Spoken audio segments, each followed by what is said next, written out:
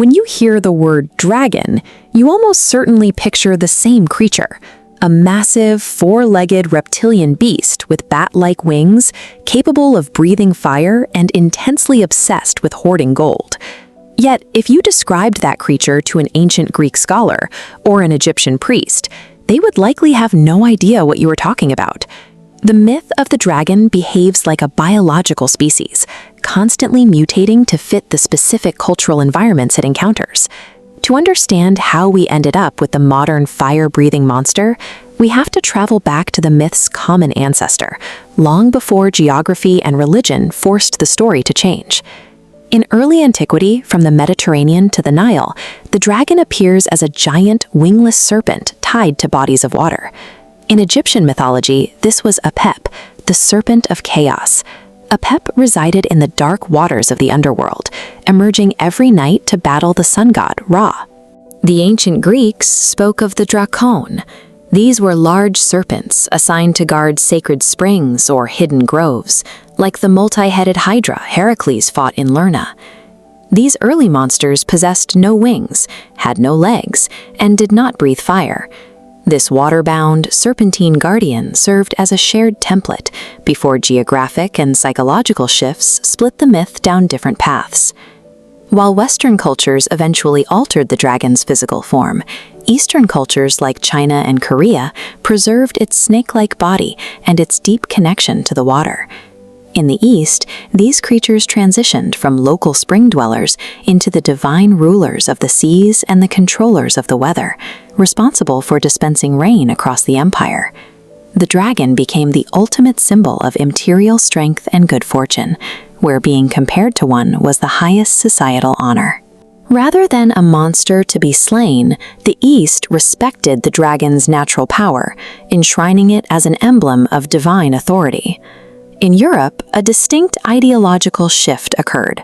Knights returning from the Crusades carried stories of Middle Eastern serpents back to a continent increasingly shaped by the spread of Christianity. Early Christian narratives required a villain, recasting the pagan guardian of the spring as an avatar of Satan and a threat to Christian virtues. The legend of St. George captures this perfectly. By slaying a water-dwelling dragon, the Christian soldier provided a metaphor for Christianity defeating the pagan menace. This new role as an antagonist forced a physical evolution. To make the monster a more formidable enemy, medieval bestiaries began grafting heavy legs and bat-like wings onto the traditional serpent body. These winged dragons quickly populated crests and banners across Western Europe, becoming standard symbols of conflict and national identity. The West redesigned the dragon into an aerial, demonic target, built exclusively to be destroyed by righteous heroes. A final layer of the myth emerged in Scandinavia, where Norse mythology added a new psychological dimension to the creature. The story of Fafnir depicts an internal transformation. Originally a shape-shifting dwarf, Fafnir murders his own father to claim a magically cursed golden ring.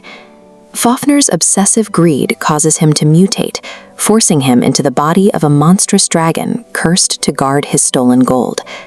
To protect his treasure, Fafnir breathed poison into the surrounding land, a metaphor for how material obsession toxifies everything it touches. The Norse tradition provided the dragon with a personality, turning a mindless beast into a highly intelligent, tragic victim of its own consuming greed.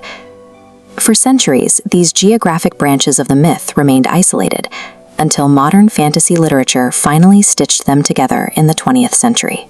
Author J.R.R. Tolkien served as the final synthesist of the dragon myth. Tolkien took the physical template of the Western Christian dragon, with its wings, legs, and fire, and injected it with the Norse psychology of the intelligent, greedy hoarder. The modern dragon is a historical amalgamation, a composite creature that mirrors whatever humanity respects, desires, or fears most.